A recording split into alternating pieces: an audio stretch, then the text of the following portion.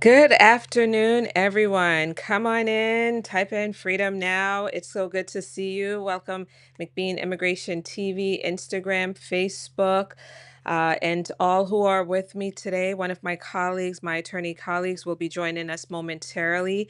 Come on in, type in freedom now. We're going to be talking about some breaking news involving the global visa interview pause. Okay. We're speculating that we have a date here that we're speculating based on what other attorneys have been hearing about how long this pause is going to last. But come on in, join the discussion today. I'm Latoya McBean Pompey, an immigration lawyer in New York, working with clients nationwide at McBean Law. It is great to see you guys. Thank you so much for being with us. Excellent. And as you're joining, friends, certainly let us know where you're joining from today and how you're feeling. Share this live session with others because you never know who will need this information. Come on in, type in freedom now, freedom now, freedom now. Friends, we're reachable at McBean Law. You can contact us at 914-898-9488 to schedule a consultation with an attorney, okay? Or you could email us at info@mcbeanlaw.com. Come on in, everyone. It's so good to see you today. Come on in. Let's go into Facebook. I was told that Facebook is not with us, so we're in the process now of trying to connect Facebook to today's live session. Okay, come on in, everyone. It's good to see you. I'm going to pull up my colleague momentarily. So, as you friends, as you know, let's get into it. As you know, on Friday, very big news came out involving the fact that the 75 country pause is unlawful. Okay, we got that big great news on Friday, and we've been discussing it together since Friday. But now, and so we were anticipating certainly for the State Department to come out with some information or guidance to their officers about how to approach individuals from the 75 countries, right, that were subjected to that awful public charge immigrant visa pause. No guidance came out, but what has happened is they've canceled all appointments globally. Every post canceled their appointments. Why? So that the officers can go through some sort of in-depth training. What this signals to me is that the public charge screening tool and protocol that the State Department said back in January when it set up that terrible 75 country pause, it signals to me that this is it. This is what they had been working on, so to speak, this new screening process involving everyone. So, what I'm going to do is I'm going to pull up my colleague. I'm going to add her to the screen so that she can join in the discussion with us. I'm going to add, there you are. Hi there, Letty. I'm going to Hello, how are ask you to you? shift your camera down just a little bit so that we're a little bit even. Ah, perfect. Perfect. Welcome Good. to today's show. So, Letty, you and I were talking about before we went live that attorneys are speculating that September 4th is the date that the last day, so to speak, of this, the pause on interviews. Do you want to shed a little light on what you've been reading in the various attorney groups? What have folks been saying? Yes, due to the decision, what we've been hearing from other attorneys and what their experience is that any appointment that was made until September 4th has been canceled. So the expectation is that after that date, I guess the Department of State will reset and then start scheduling interviews again and hearing and appointments and I guess making decisions. So hopefully that's the goal. Yeah, the goal is adjudication to the, final processing, so to speak, of the visa applications. And certainly, if individuals qualify for the visa, then issue the visa. So September 4th, we'll see if that is truly the date or not. It's purely speculative at this early stage, but we wanted to certainly mention that. So they're going through some in-depth training right now on how to sift through applicants to determine whether they're going to be dependent on the US welfare system. And that's what this public charge, that's the phrase for friends. That's what public charge is all about. Individuals it's an inadmissibility issue, actually. It's always been in our law. It's always been there in the INA. It's always been there, which is why the affidavit of support, the I-864, is the form that's used by your U.S. citizen sponsors and or green card holder sponsors to prove that they could meet the burden financially for you, an applicant coming to the United States, or individuals who are also going through a green card process here in the United States. They also are required to submit an affidavit of support. So it's all based on public charge. So this is nothing new. And actually, friends, the factors, and I'm going to pull up the factors that they're really, really going to scrutinize. I'll pull it up shortly here on YouTube. The factors, they've always also been on the books for quite a long time. So the factors like your age, your health, and some other things, have always been there. But now I think they're taking this to the highest level, right, Letty? Like the extreme. Correct. And it's no longer means tested, it's any government help. Right. Right. So currently the way it works is that certainly they're looking at cash. If an individual had received cash benefits or long-term hospitalization or institutionalization benefits, those those types of benefits are would label you basically a public charge. But now, under the new DHS rules, which go into effect on September 18th, they're looking at any means tested benefits that you had ever received, including student loans. But we're going to set that issue aside and just kind of hone in a little bit if I'm able to find what I'm looking for on my end. And I'm going to pull it up here. I don't know what it's going to look like on the screen, if it's going to be a little bit too much, but I want to share. There it is. The factors. These are the public charge factors. Age. They're going to be looking at how old are you, visa applicant? Are you elderly? Are you up there in age, or are you young and able to come here and work and contribute to this economy? Your health. Do you have any serious health conditions that would likely mean that you're going to eventually need benefits down the road? Your family status, how many individuals are in your family, and your financial burden with respect to the size of your family, financial status, certainly your income, what you do for a living, and then last, education and skills. They're, going to be scrutinizing that area as well.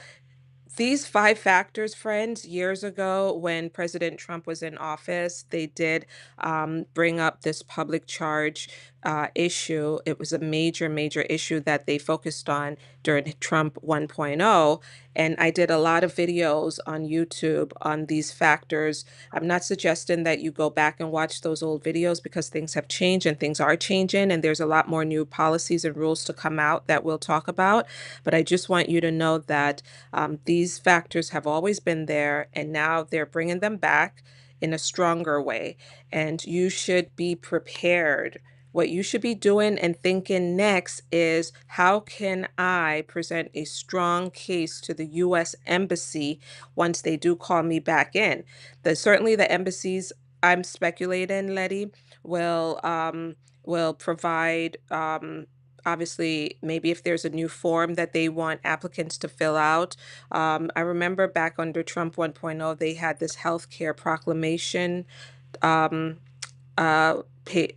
application that folks had to submit. I don't know what they're going to create now for you guys, but just be prepared with your documentation to show that you are well able to take care of yourself once you get your visa and come to the United States. Okay. Letty, do you have anything to add to that before we jump into Q&A? Because I do see that there are a lot of questions coming in.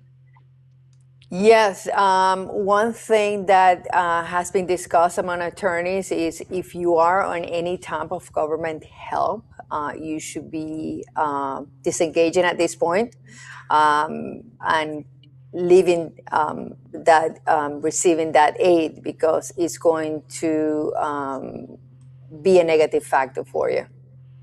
Right. I'm glad you mentioned that the negative factor. Yeah. So if a person disengages, right? So the way that I view it is that let's say you were on some sort of means tested benefit, and this is not visa applicants, of course. We're talking about individuals here in the United States for a second.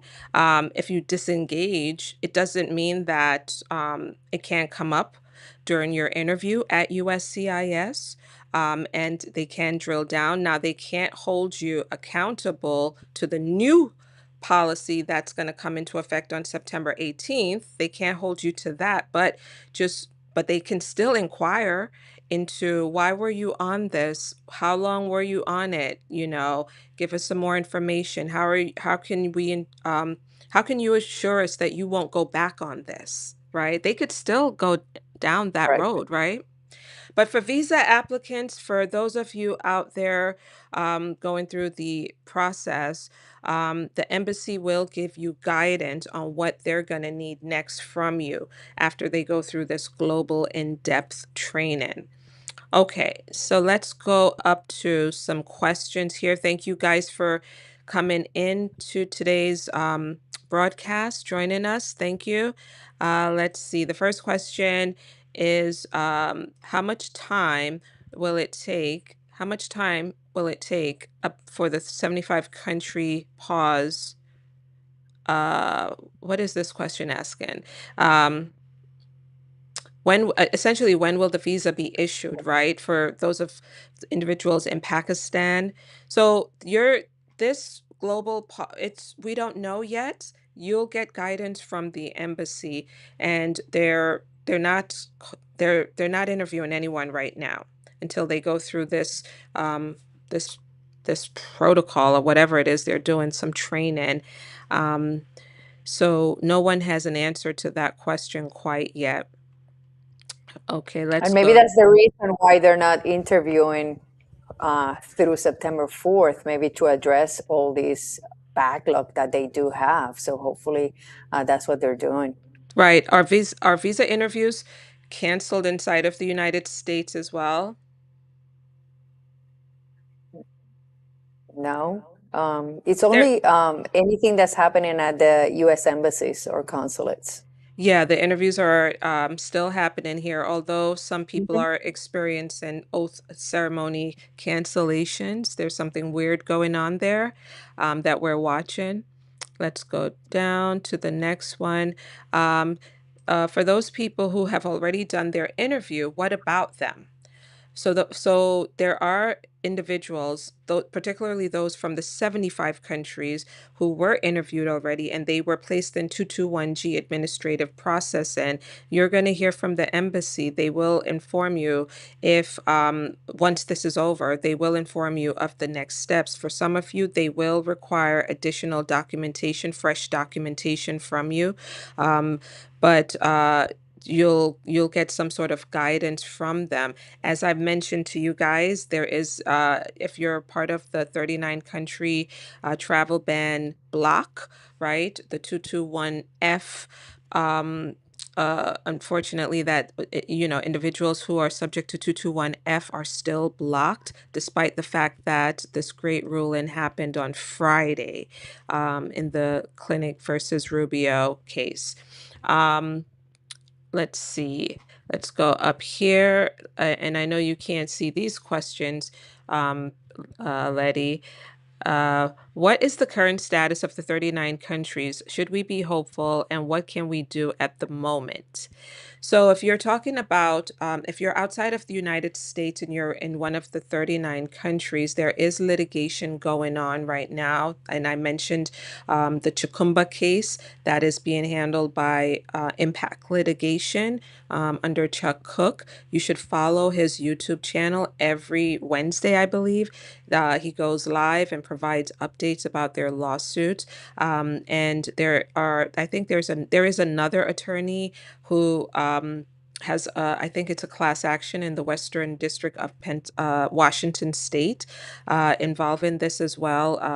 Josh Goldstein, if I'm not mistaken. So follow his updates as well.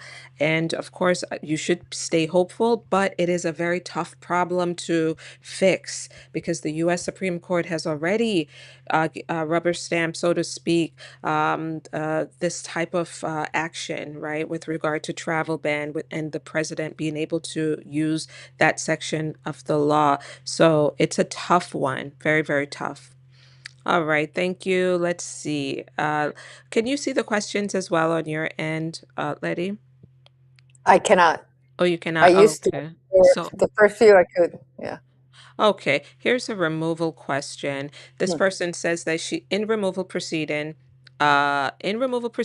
whose U.S. citizen spouse has a pending I-130, filed an I-485 with the immigration court now, and if the court accepts it, use that pending I-485 to file Category 9 I-765 with USCIS. Okay. Well, I'm assuming the first, you're talking about the 485 file with the USCIS. If you are in proceedings, that 485 is going to be administratively closed. So you will have to file it again with the court, assuming the I-130 is approved. Okay. Otherwise, you cannot file it with the court. So you will have to wait for the approval of the I-130 if you're in proceedings in order to file a new 485. And then with that 485, you can file a 765 application, but not before. Okay, so a person who did their interview already and they told them to renew their medical and submit it, you're in good shape. Follow the instructions from the U.S. Embassy to submit whatever additional document they have asked you to submit. Um, I suspect, everybody's going to get emails from the U.S. Embassy once this is over, the training. Is there an interview again for those who have taken the 221G? If they were part of the 75 country pause, will they be interviewing you again? I don't know yet. Don't know whether they're going to call you back in for an interview per se, because you've already been through the scrutiny. And for many people, they were eligible for the visa. The embassy did not find any inadmissibility problem with you.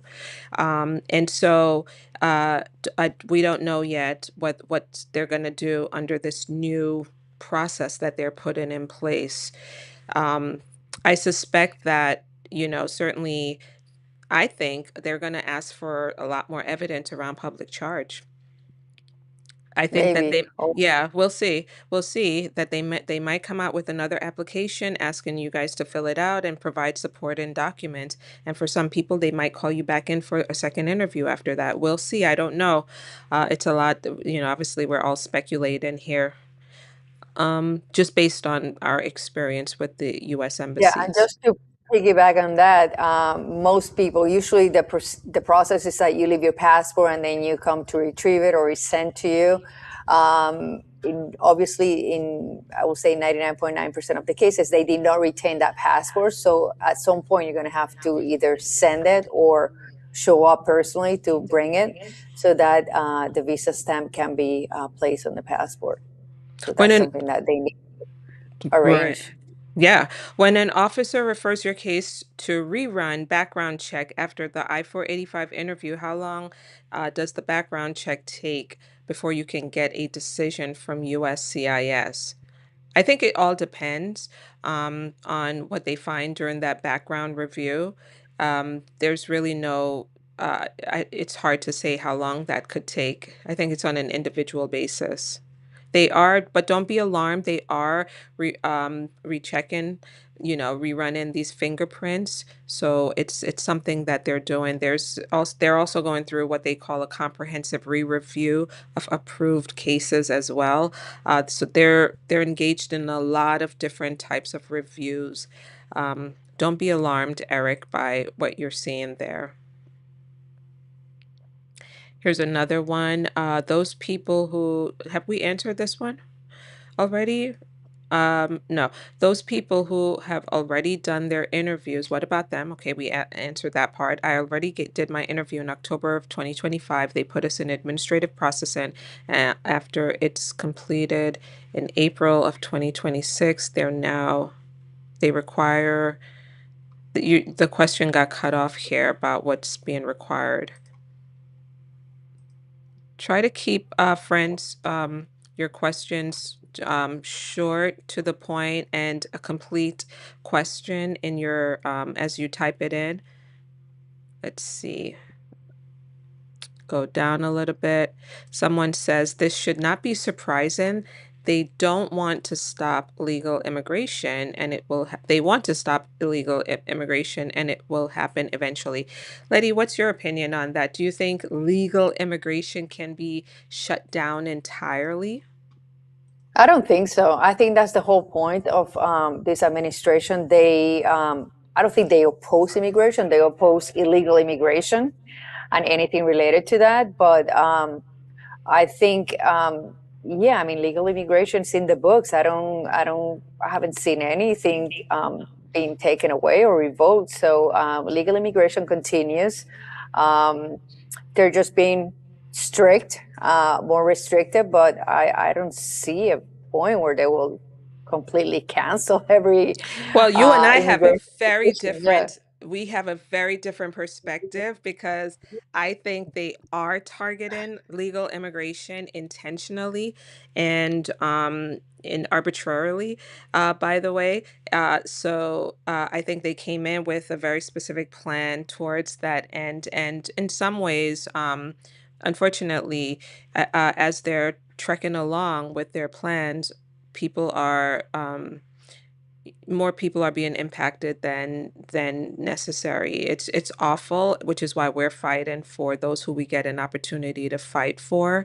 The system, and I know Letty has been practicing immigration law far longer than me, and Letty, I think this is the worst that I've ever seen, and I think you would agree with that too, correct? Oh, definitely, definitely. Um, it's very strict, and they're reducing the ways that people can immigrate legally. Uh, and they're putting a lot of barriers. I think that's the word that I will use. Mhm. There are more barriers, but I think that if you have a good case, you can overcome all that. And that's what's important. Sometimes to use the help of a professional to get you to that place where you need to be. Right. Are there categories exempt from the public charge rule, like T Mhm. category? Yes, VAWA, special immigrants, and some others. Yes, the public charge rule does not apply to everyone who is going through an immigration process. Someone says, I'm from the 75 country ban. It's been 11 months since my marriage based interview. Everything went well, but still no response yet. Give it another few weeks as the U.S. embassies work on whatever it is they're working on and send out their emails to you guys.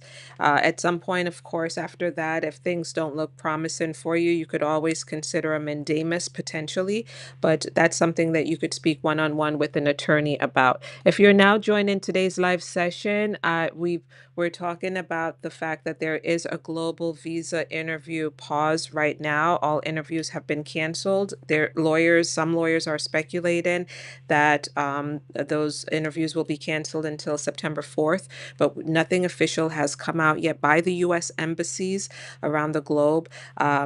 If you do get an email from the embassy over the next few days and such, contact us through social media, comment on our posts, and let us know what you're seeing and experiencing. Um, and one of my colleagues, is joining me on YouTube today answering questions. So if you'd like to see her, hop over to McBean Immigration TV on YouTube. Someone says, I'm a U.S. citizen. I've been married for over 3 years. Is this a good time to submit the case for my husband, Letty? U.S. citizen wants to file for her husband. Is now a good time for that? I mean, yeah, so it's one of the situation in which, as a U.S. citizen, you have the right to petition for your spouse. The question becomes whether your spouse is here legally or illegally, and there's many factors. So obviously, you should discuss it with an attorney in order to assess the situation and see if now is the time to do it. Right, exactly. So, since the officers are about to go through training, does this mean the administration is accepting Judge Vargas's decision to drop the 75 country pause? Certainly, there's no coincidence, right, that this is happening now. That they could have been trained back in March. They could have been trained in April. They were just trying to, I don't know, keep this going as long as they could, right? So I think it's all related, quite frankly. And then there's a public charge bond that was just piloted in the Dominican Republic. There's just a lot going on. They're laser focused on public charge. I do think that many of you will be getting your visa once this is over, if you can really pass through the next level of scrutiny that they're preparing to take you through. Let's see. Our visa interviews in Canada canceled. I have an interview coming up this Friday. My understanding is this is global. I'm surprised you hadn't gotten an email yet from the U.S. Embassy, but certainly if you have an interview coming up and they haven't canceled it, you show up and and see what happens. But my understanding, as being reported through the media, is that this is global. Because folks in Canada will still need to, everywhere, every post will have to have the same protocol in place. It doesn't matter the country. All right. What's going on with the B1, B2 visa issuance from yesterday? I heard something, but I do not understand something about asylum seekers already in the United States. I don't know what this person is referring to, Think there Letty. was an article Which one? basically said that I'm not really sure, but there was a New York Times article that said that the administration is revoking up to 200,000 visas and it's related to asylum. But I'm not sure whether they're scrutinizing the asylums filed by people who came in with B1, B2 visas. That's what it seems like. But I'm not 100% sure. I don't think there's been any guidance yet. Okay. Um, As a refugee from Africa, I got approved from USCIS in December of 2024, but cases have been stalled under the Trump administration. You might have been caught up in potentially in certainly the 39 country adjudication hold. Let's go here. Um, Let's go here. We're going to take a question from, excuse me, guys, let's shift here. We're going to take a question from Instagram. Let's see. My husband has his interview scheduled for September 7th. When should he expect to get his visa?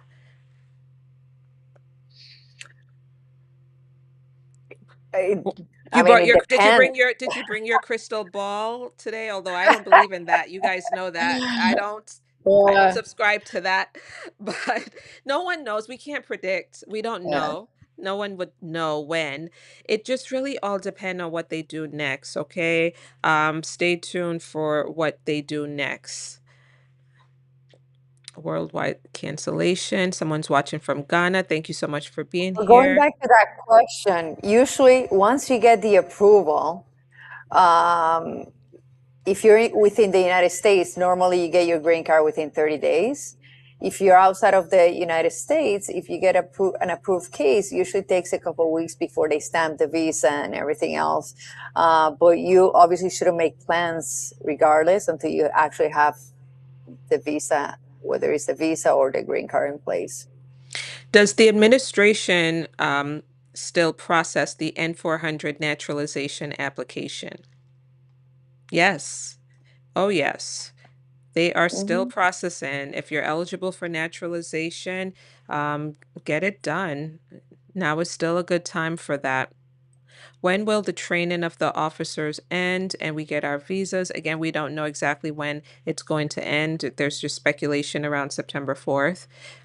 Let's go down. Um, what if you've already had your interview and was approved but got refused based on 221G Presidential Proclamation 10998? If it's if you're from one of the 39 and it was based on that particular presidential process, and you're just know that that particular presidential proclamation that you've cited there still applies to your case, because there's certain countries we're facing a double ban. One ban or pause has been lifted through the clinic case, and now they're contending with the next ban. Okay. Um, do you all know if the 39 nation ban waivers will work? Oh, the waivers based on like national interests. Um, and also, I think for certain religious minorities from Iran are exempt from the proclamations. I think that they can work. I don't think we've worked on any of those waivers. I haven't seen any of those types of fee agreements come through. Have you, Letty, seen any of No. those fee agreements? Because the reason I don't think many attorneys have seen those types of um, qualified clients is because it's very hard to make a national interest argument if it's a family petition that's involved. If it's an I-130 petition, it's very difficult to do it under, that exception.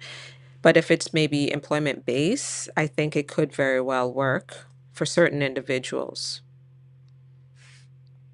Let's see. My husband is in Port-au-Prince, Haiti, pending with his I-130, which has been approved. He works for the U.S. Embassy and they continue to decline our expedite requests. What can we do? Unfortunately, your husband, his Haiti is a part of the 39 country ban, and they will not allow him to get his visa during this time. The ban has to be lifted. Thank you. Let's see. Thank you for joining. Share this live session as you're coming on board. Forward the live session to others if you're watching on TikTok. Thank you. Um, my spouse filed in July of 2026. No, okay. Filed July 2026. I'm a U.S. citizen. It's a spousal case, and we have not received any email. Should I be worried? We're from Ethiopia. They filed in July of 2026, last month. You haven't gotten an email. I'm not sure what kind. If your I-130 was filed electronically, they get the receipt notice immediately after the filing. I'm not sure what email you're referring to. Let's see. Is it a bad time to upgrade to EB2 national interest case to premium processing? Is it a bad time to upgrade an EB2 NIW case to premium processing? That's the question. I'm assuming the case has already been filed, Yeah. but if it's been filed, and you're anxious, Most and there's likely this person, I think, because we get a lot of these types of questions, most likely this person was part of the 39 country adjudication hold, and so the case was Mhm. delayed. So he or she is asking now, would it be a good idea to do premium processing? Well, if you're still part of the 39 country ban, premium processing is not going to help to get a decision because there's no decisions being issued if you're part of that group. But if Oh, you're but this part is of at any other group, USCIS. I think at USCIS. USCIS, oh, okay. This is Um, yeah, I mean, of course, the only thing with the NIW is not the 15 days, it's 45 days for oh, premium processing. okay. Let's see.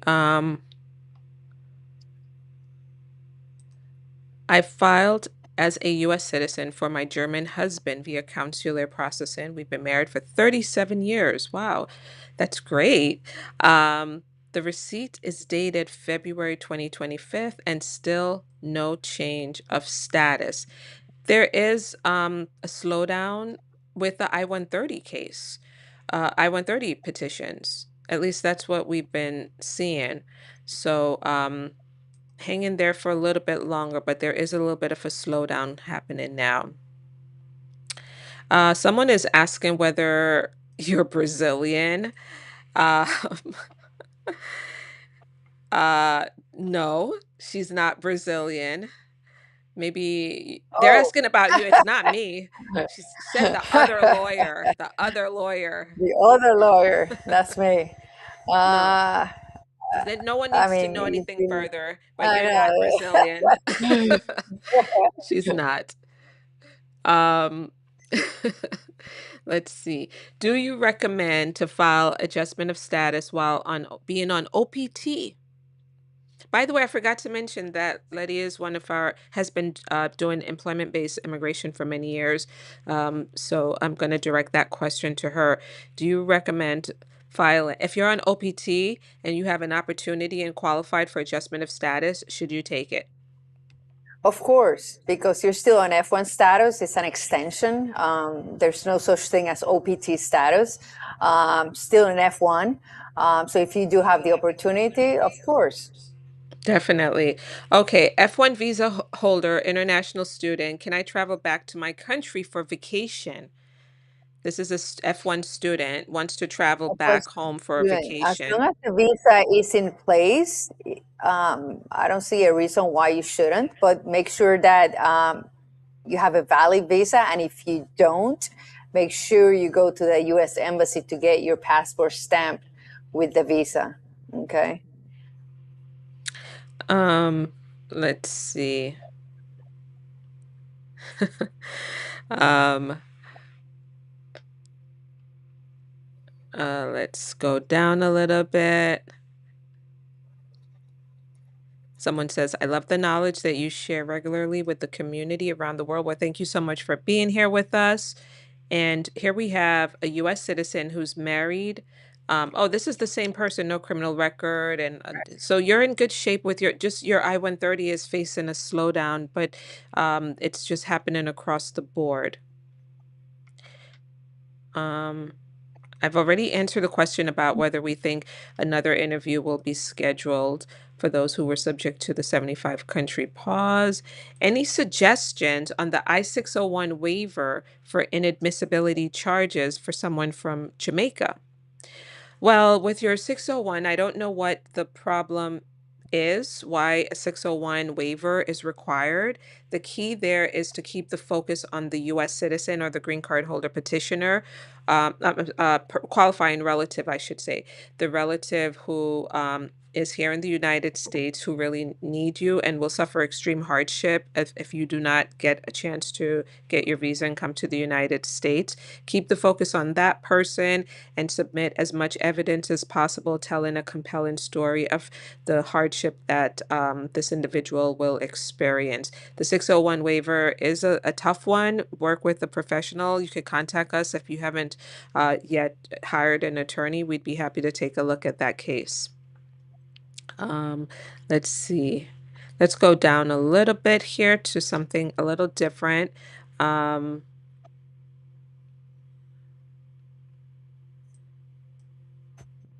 let's see. I have submitted I've submitted, this is a long pending N400, submitted in December of 2025, but nothing yet.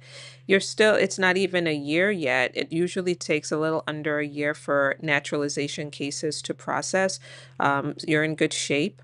Hopefully, if you were part of the 39 country pause, that slowed things down a little bit, but you're still under a year there with the processing of that naturalization case. You know, USCIS is supposed to process cases in under 6 months. That's their mandate. And Congress needs to hold them accountable for what's going on right now, certainly. Let's see. Someone says, I'm from Morocco. I was waiting for my immigrant visa F4 category for 18 years. Wow. Mm, Wow. yeah. Yeah, F4 is through a sibling, correct? Yeah, that's the sibling petition. Yeah, that's the Yeah, worst one. yeah, it takes a while. Just make sure you look at the visa bulletin every month. They release the dates they're working on. Um, and if your date has come up and you have not received any notification from the National Visa Center, you should contact them. Definitely. Here's an interesting question. It reminds me of questions I used to answer back in the day when I talked about public charge. What about children who are under the age of 21? Does those factors apply to them as well? I think obviously the scrutiny is a lot lighter for children.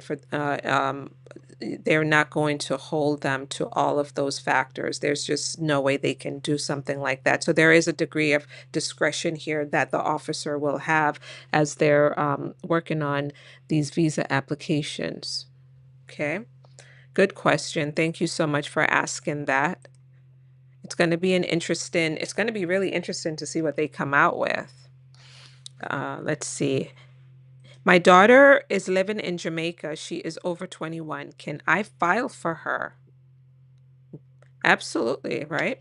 Definitely, you could file for her. You're a Even U.S. citizen, right? Yeah, or even if she is only a green card holder, she could still file for Yeah. that daughter.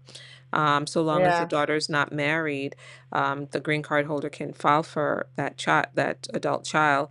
Um, let's see. Let's go down a little bit. Um, I have an approved I-140. Thank you for your gifts. I have an approved I-140, but also a pending J-1 waiver. Can I do adjustment of status? Um, you would have the waiver would need to be approved first because Yeah. because you filed a J-1 waiver, I'm assuming that you have the 2-year residency rule attached to your visa. And so the adjustment of status case would not be approved with that 2-year residency rule not being taken care of through the waiver. I don't know what's going on with the DV cases, the DV lottery cases. You could follow Red Eagle Law. They're doing terrific work around the DV lottery, their litigation. So is Chuck Cook through Impact Litigation. Let's see. Thank you guys for being here. Thank you for all of the gifts as well today on TikTok. I appreciate it. Um,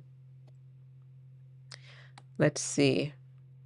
If you're now joining, we're answering a few questions today about the various immigration issues that you're facing, as well as discussing the global visa interview pause that's in effect right now.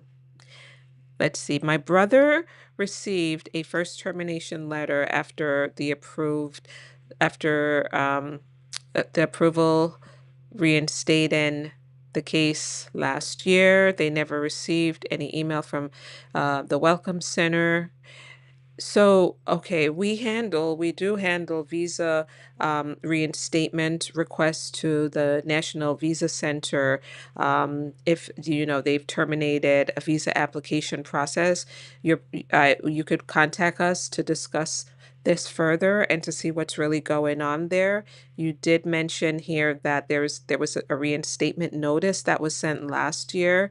Um, and so this is a little confusing, the facts here, but contact us. We'd be happy to ask you more questions and get some clarity that we need here for this reinstatement case. All right, let's go down just a little bit. I did my interview in July and was handed 221G form to do my medical because I was waiting until the pause is lifted. Well, this new rule affects me. Most likely.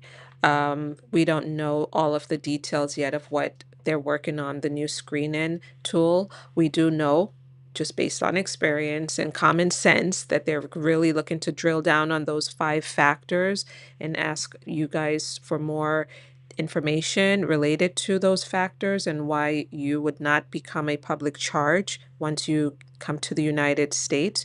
Despite the fact that you've already been interviewed, it doesn't mean that whatever they're coming out next won't apply to you. The cutoff is usually after a visa is issued. So after a visa is issued to you and they come out with something new, well, that something new won't apply to you because they've already issued you your visa.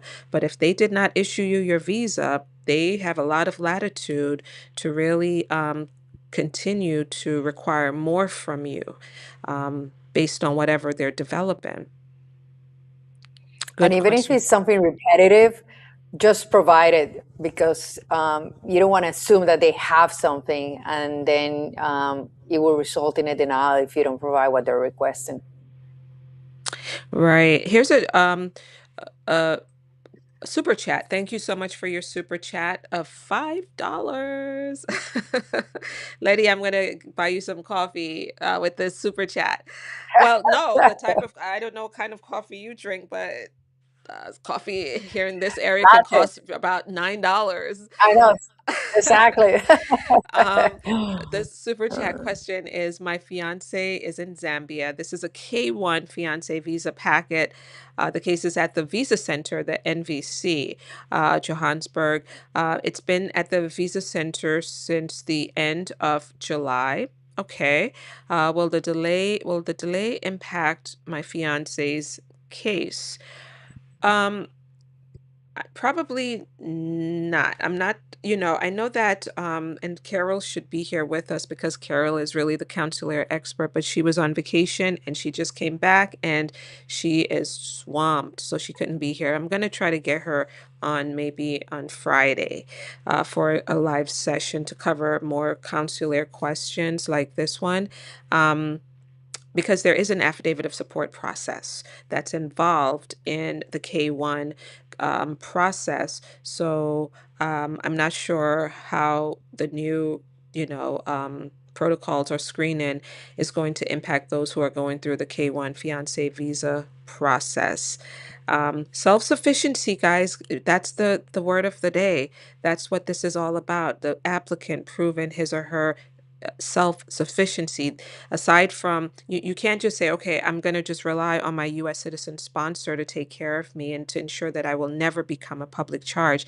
Under this administration, that argument is not really going to be persuasive after they implement what they're working on. You have to prove that you could stand on your own 2 feet, so to speak. We'll be circling back on the K1 issue though. Um, because those factors should not impact the K1 process. Those factors impact the immigrant visa process, and K1 is typically considered a non-immigrant visa pathway. Okay, let's go down a little bit.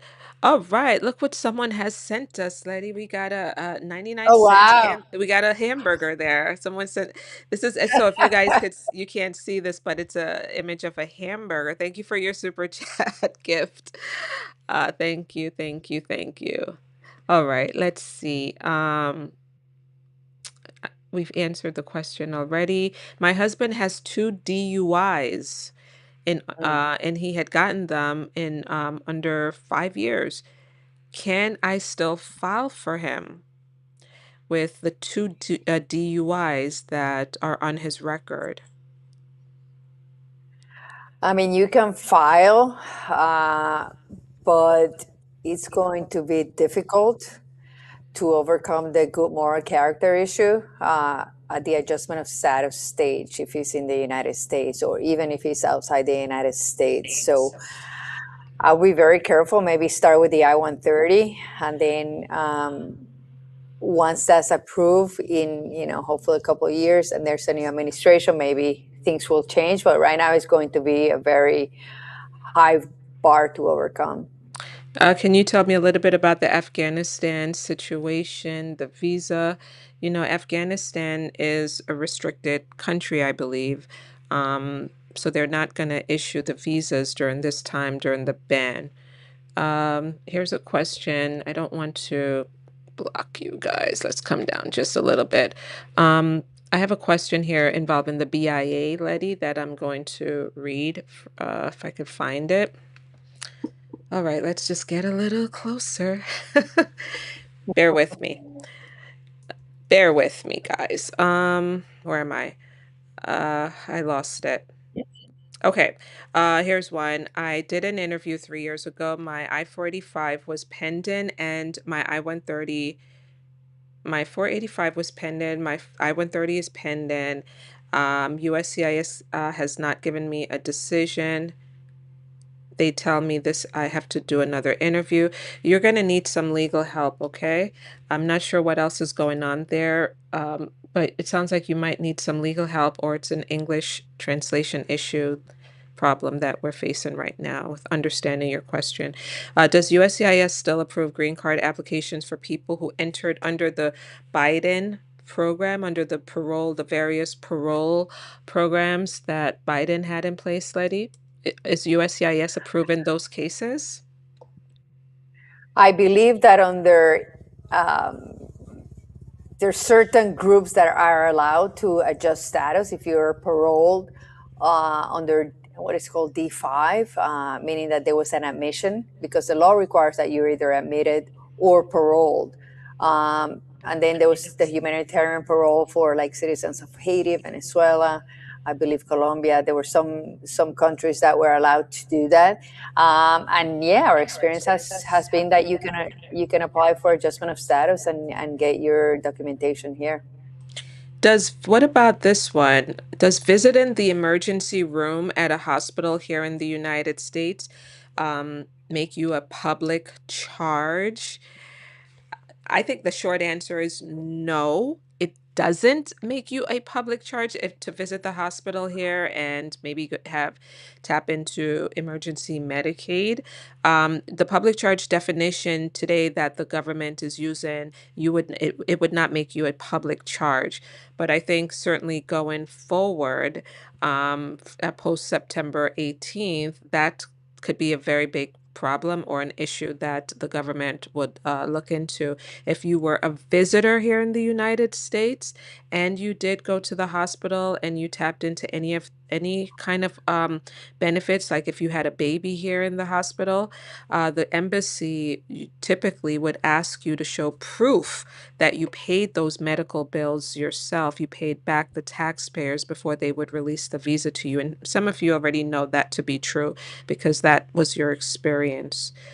But currently, the way the system is, it does not make you a public charged if you visited the ER. That's my my perspective. Um, Next one. I'm 49 years old and my mother is a US citizen. Can she file for me? And if so, how long will the process take for a 49-year-old? Well, I don't think there's an age that determines how long it takes, but your mother can certainly apply on your behalf. But these are preference visas, meaning that they're capped at a certain amount So that's why the Mhm. wait is so long. If I remember correctly, I spoke to someone yesterday. They're working on cases from 2020, just so you have an idea. Cases that were approved in 2020. So obviously there's a lengthy wait period, but yeah, she can apply for you. Oh yeah, definitely. And I would say sooner rather than later because you want to get in Mhm. line. Absolutely. Um, Okay, let's see this one. After his interview, my son was given a letter saying that he is ineligible because of the Proclamation 10998 under Section 212F. What does that mean? We're from Senegal. Senegal is a country that is restricted right now, unfortunately, under this proclamation. So it means that they will not issue that immigrant visa to your son during the time of this ban that's in place. Let's see. Um, I filed for my work permit in May. I'm a university student and I don't have a bad record. Will I have any problems? This person is probably worried because of all of the revocations, the visa revocations that are in the news. My understanding is based on the what the State Department is saying, they're revoking visas for individuals who had like a criminal matter here in the US. Um, that's what they're saying. I don't think you'll have any problems. So long as you stay, out of trouble, you should be fine. Can you inform me about Haiti? I'm not sure in what aspect. Haiti, unfortunately, is fully restricted at this time from getting a visa to the U.S. Okay, let's see if we could take maybe one or two more before we wrap up. Friends, for some of you, you will need a one-on-one with an attorney, and obviously you'll need some legal help. So feel free to reach out to us at 914-898-9488 to schedule an appointment or email us at info@mcbeanlaw.com. Um, okay, and thank you for your super chat. She says she bought you the coffee. Here's the $10.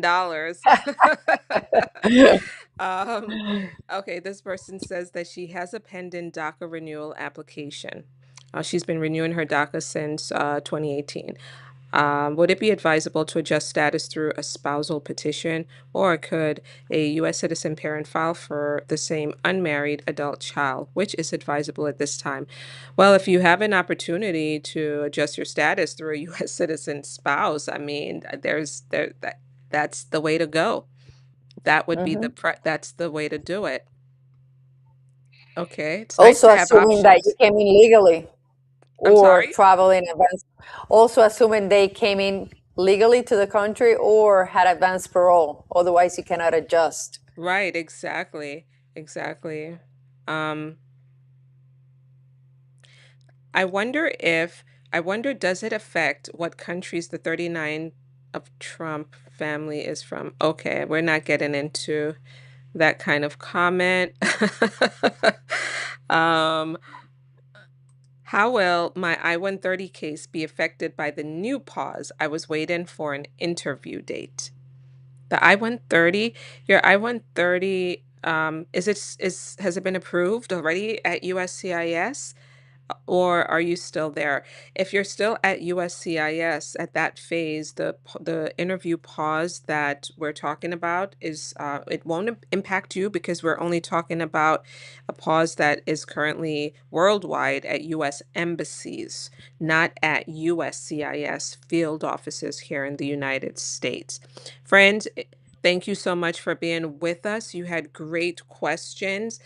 Great, great questions. We're here for you. Again, you can contact us at 914-898-9488 or email us at info@mcbeanlaw.com.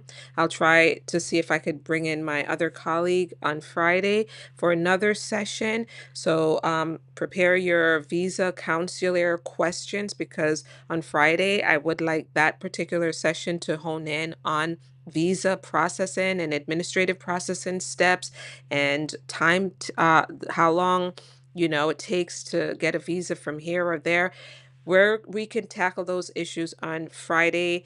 I don't know the time yet. I'm going to collaborate with my colleague on that, and we're going to get a live session to you then. Thank you so much for being with me. Thank you, Letty, also for being with me today. This was Thank great. you. Always enjoy having you.